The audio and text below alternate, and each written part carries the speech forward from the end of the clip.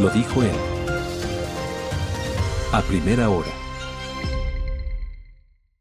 Ya está con nosotros Yolanda Goyes, conectada vía telemática, ex vocal del Consejo de la Judicatura y quien ha sido convocada por la Comisión de Fiscalización dentro de la actuación de la prueba testimonial en el marco del juicio político en contra del presidente de la Judicatura, Mario Godoy.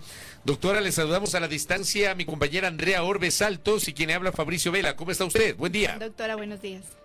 Muy buenos días, Andrea, muy buenos días, Fabricio, y también un saludo a toda la audiencia importante que ustedes tienen a nivel nacional. Gracias a usted. Gracias por la invitación. Gracias a usted por la gentileza. A ver, ¿cuándo va a acudir usted a la comisión? El día de hoy está, ¿verdad?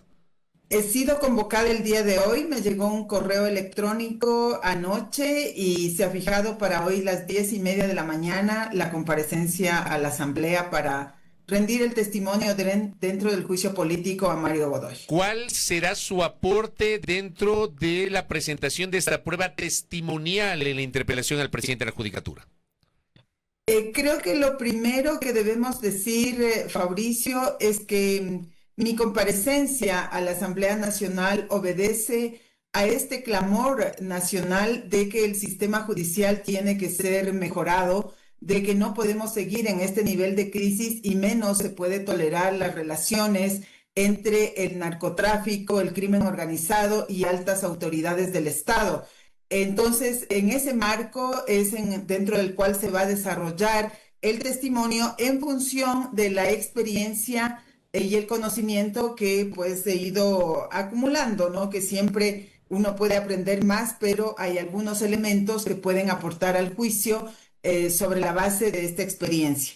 En ese sentido, los temas más importantes que puedo indicar dentro del juicio es cómo se puede configurar una responsabilidad de quien dirige el Consejo de la Judicatura como órgano de gobierno de la función judicial en relación, perdón, en relación a la posibilidad de estructurar los tribunales o desestructurar, es decir, desde el Consejo de la Judicatura a través de funciones como talento humano, como la función de transparencia y también porque hay una dirección que se denomina de transparencia, acaba de renunciar la directora Tatiana San Pedro, y también como desde el control disciplinario y la propia facultad que tiene el presidente de la Judicatura de convocar a sesiones y de establecer el orden del día, puede determinar que un determinado juez salga de un tribunal, como se lo hizo con el juez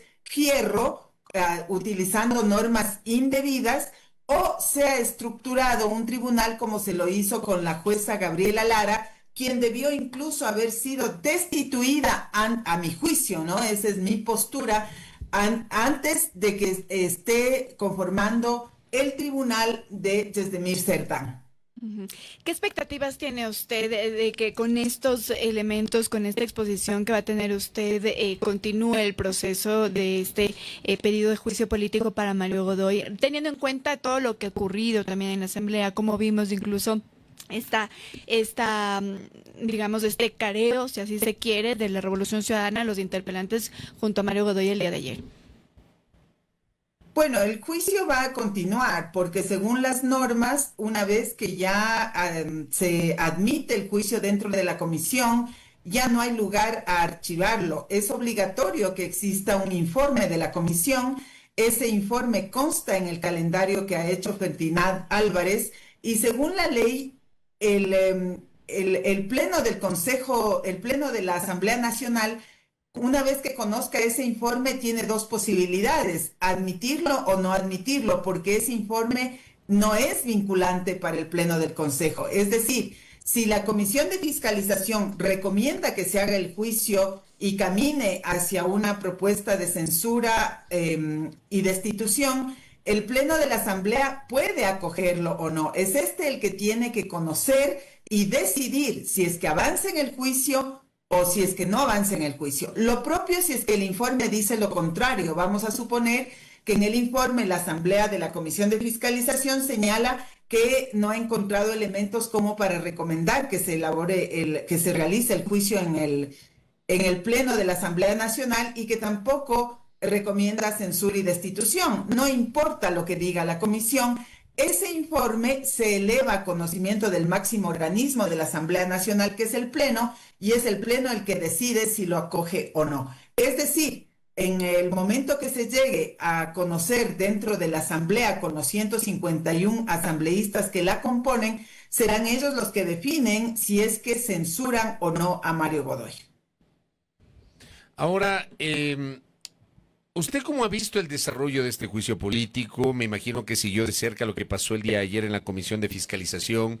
¿Usted cree que el juicio político, el proceso se está desarrollando con seriedad, con responsabilidad por parte de los dos sectores, es decir, interpelado e interpelantes, doctora? No, en absoluto, ¿no? Un juicio imparcial tendría otro curso. Es evidente que hay aquí un maridazgo y que la cancha está inclinada porque el presidente de la Comisión de Fiscalización prácticamente se ha convertido en abogado de Mario Godoy y eso le quita la imparcialidad para que pueda hacer que las pruebas, por ejemplo, sean evacuadas de manera fluida, de manera que el país pueda enterarse qué es lo que existe. El haberse inventado algo que no esté en la norma como para calificar o ver qué aceptan y qué no aceptan como prueba, eso no está en la norma. Eso es un exceso de la Comisión de Fiscalización que se traduce en protección a Mario Godoy. Ahora pasemos a lo que ocurre dentro del Consejo de la Judicatura. Usted hace algunos días, unas semanas, decía que usted pensaba que había una estructura para proteger a Mario Godoy. ¿Sigue siendo así? Es decir, ¿qué es lo que pasa dentro del Consejo de la Judicatura? Yo he hablado que existe una estructura, un entramado dentro del Consejo de la Judicatura que lo fue construyendo Mario Godoy desde que llegó a la presidencia, con un conjunto de directores que estuvieron dispuestos a actuar al margen de la ley. Y también, he dicho que en cambio aquellos directores, aquellos profesionales y mujeres, sobre todo profesionales, que tuvieron la entereza de defender al país y decirle que no están dispuestos a cometer excesos y actuar al margen de la ley, fueron separados de la institución. En cambio, aquellos que le eran obsecuentes se mantuvieron y adquirieron mucho poder. Pero vean que el poder es efímero, ¿no? Porque son tales los abusos que han cometido que ya varios están fuera. Además, yo suelo decir siempre que una persona que esté en una institución se rodea de colaboradores que tienen perfiles similares a uno. Y por lo tanto, Godoy, estamos viendo cuáles son los perfiles que él sugirió. Henry Gaibor, que ya está fuera de la institución por atreverse a interferir en las decisiones de un juez honesto como Carlos Serrano. Está fuera Roger Tumali por una situación de abuso sexual. Él era el director de asesoría jurídica. Está fuera Alex Gallo, el director administrativo que puso Mario Godoy y que ahora está denunciado por casos de supuesta corrupción. Está fuera Tatiana San Pedro, quien actuaba desde la Dirección de Transparencia e incluso ingresando a audiencias en donde hay una sospecha de que era por petición de Mario Godoy sin seguir los procedimientos que corresponden. Y así le puedo enumerar. Hay otros directores como la directora Pavlova Astaiza, que es la directora de la Escuela Judicial, desde donde se pretendió manchar el nombre de los docentes de las universidades que participaron en el concurso 2024 con informes que no se ajustan a los hechos de Pero todos los funcionarios que usted está diciendo fueron propuestos por el doctor Godoy. Todos fueron propuestos por el doctor Godoy. Ya, pero quien los designa, le pregunto, ¿no es el Pleno? Es decir, él puede proponer, pero es el Pleno el que mediante una resolución designa estos cargos. No hay una responsabilidad del Pleno. Así es una responsabilidad también del Pleno, pero imagínese usted que cuando llega un nuevo presidente, usted le da un voto de confianza y considera los perfiles según las hojas de vida que le traen en un documento. Incluso se hicieron entrevistas en algunos casos y pues las hojas de vida hablan de personas con experiencia, pero usted no responde por el resto de gente. Y es así. En el caso de Henry Gaibor, incluso yo he señalado públicamente Si usted ve la hoja de vida, es una excelente hoja de vida. ¿Cómo usted puede asegurar que una persona que tiene título, que tiene experiencia en el litigio y que tiene maestrías, termine siendo alguien que interfiere en el sistema judicial, en las decisiones jurisdiccionales? Entonces usted confía inicialmente, quien lo propone fue Mario Godoy. Él tiene la mayor responsabilidad porque él trajo la hoja de vida al Consejo de la Judicatura. Encuentra apoyo en el Pleno, pero después este personaje, por su relación con Mario Godoy, traiciona a quienes conformaban el Pleno. ¿Cuál es la responsabilidad del Pleno? Destituirlo, sacarlo, removerlo. Pero mientras tanto, Mario Godoy, en el caso de Henry Gaiboy y de Roger Tumali, no los ha querido destituir, no los ha querido remover. Les acepta una renuncia que tiene una significación diferente. La renuncia es voluntad de separarse del cargo del funcionario. La remoción es voluntad de la autoridad de quitarlo del cargo porque incumplió con sus funciones. También hay otra diferencia. A unos les sigue sumarios como a Alex Gallo, y a los otros, en cambio, dice de manera etérea que se sigan los procedimientos que correspondan, es decir, tratando de evitar los procesos disciplinarios, como ya sucedió con Jorge Carrillo. A Jorge Carrillo no le hicieron el proceso disciplinario que correspondía desde el año 2024. Entonces, depende mucho también de estos elementos para decir quién tiene la responsabilidad sobre la actuación de sus directores. ¿Qué ha ocurrido también, digamos, dentro de todo esto que se ha conocido en los últimos meses con la jueza Cosette Lara? Usted también la ha nombrado en alguna de sus entrevistas. ¿Cómo ha transcurrido, digamos, este caso también? Ella continúa en el Consejo de la Judicatura. Cuéntenos un poquito, y a la audiencia también, para poner en contexto por qué usted la nombró. Sí, la jueza Gabriela Cosette Lara Tello, ella forma parte del Tribunal Penal Anticorrupción, y cuando se sortea el tribunal para que conozca el caso de Čedomir Serdán, el serbio que está involucrado en estas conductas delictivas gravísimas de lavado de activos y de narcotráfico, ella es sorteada. Pero luego resulta que la Fiscalía, pocos días después, hace un allanamiento en donde señala que son 3 jueces de la Unidad Anticorrupción que han sido allanados, entre ellos la señora Lara y 2 abogados más.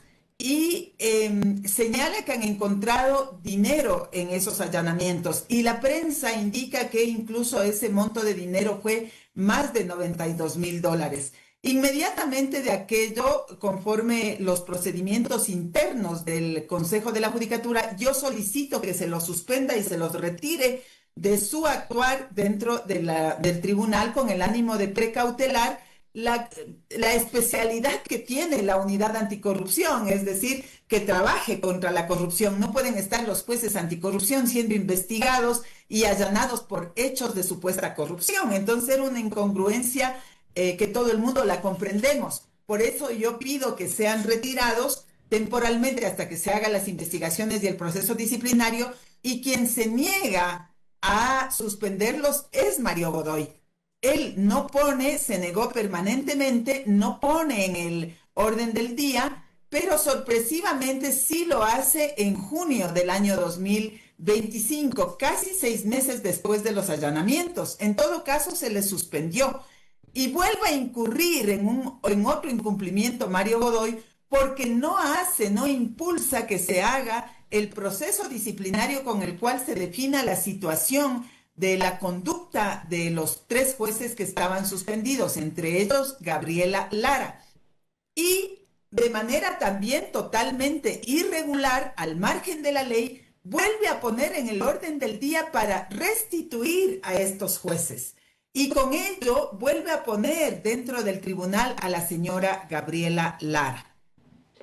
Esto sucede el 12 de septiembre del año 2025. La audiencia de juicio de Čedomir Serdán se da 20 días después.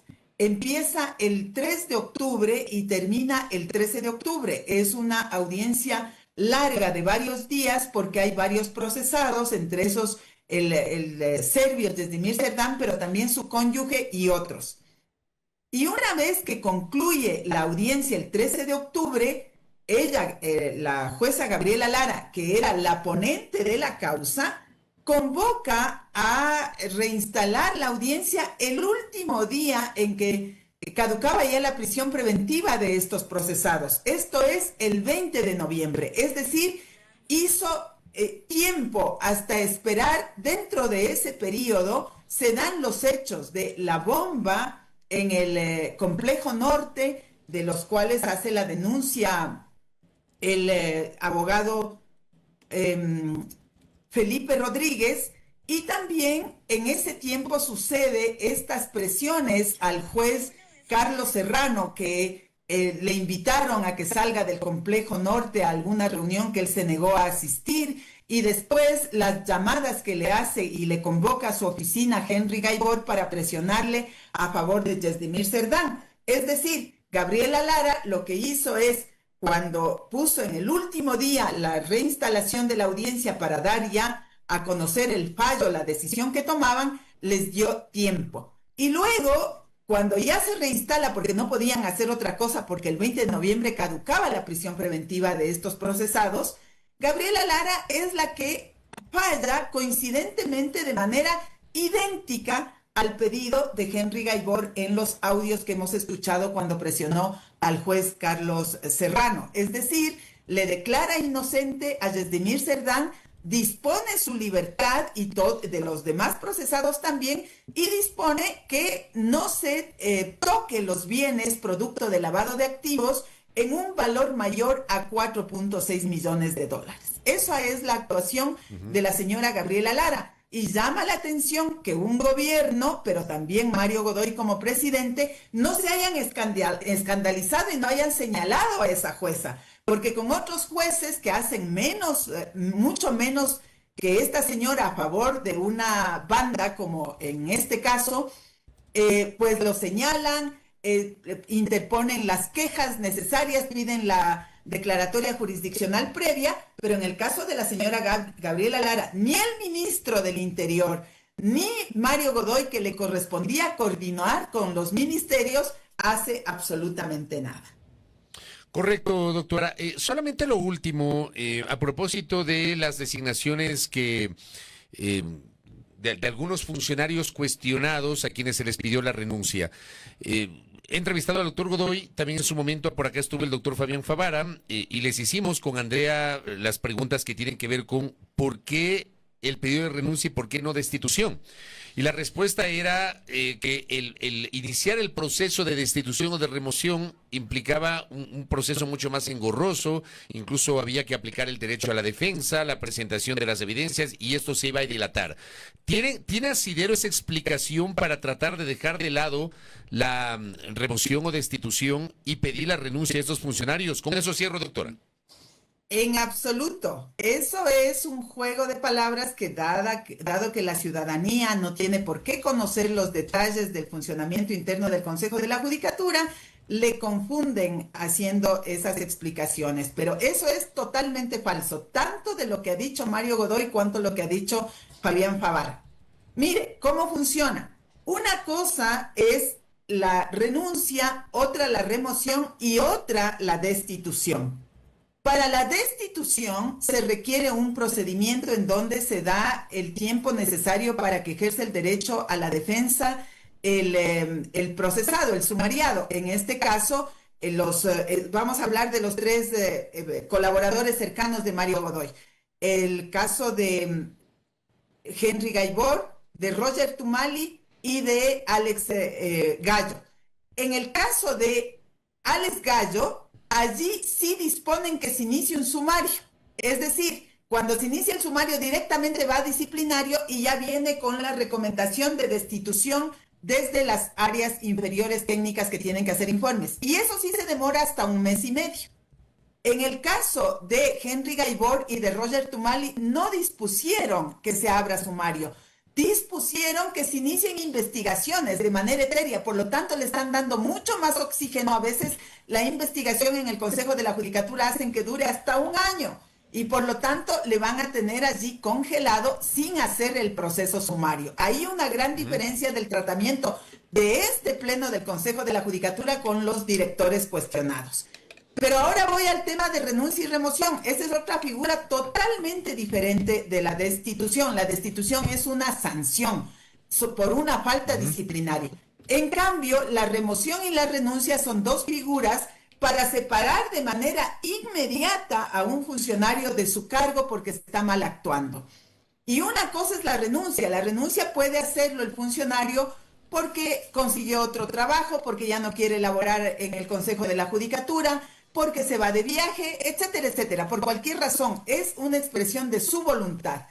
Pero en cambio, la remoción es una expresión de voluntad del ente colegiado, que esto es el Pleno del Consejo de la Judicatura, de decirle: usted no trabaja más aquí porque ha actuado equivocadamente. El tiempo que dura entre hacer una renuncia o procesar una remoción es exactamente el mismo tiempo. Por lo tanto, lo que ellos tenían que haber optado es por removerlo y no por la renuncia. La destitución sí es un proceso que se inicia después de removerlo o de aceptarle la renuncia. Espero que haya sido un poco clara en este enredo de palabras. Es un enredo, pero creo que sí lo he explicado adecuadamente. Doctora, gracias por el tiempo, muy gentil. Gracias, doctora.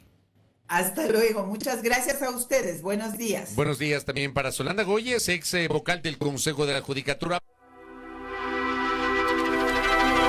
Primera plana.